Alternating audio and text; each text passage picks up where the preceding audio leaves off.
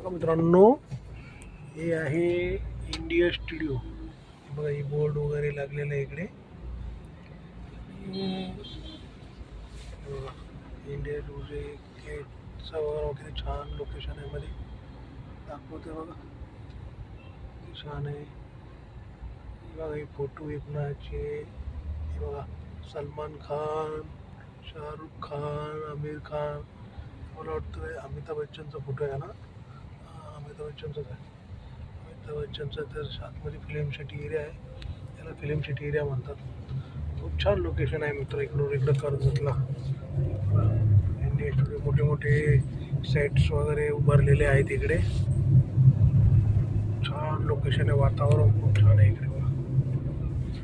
बघा वातावरण, मौसम किती छान आहे. हे बघा इकडं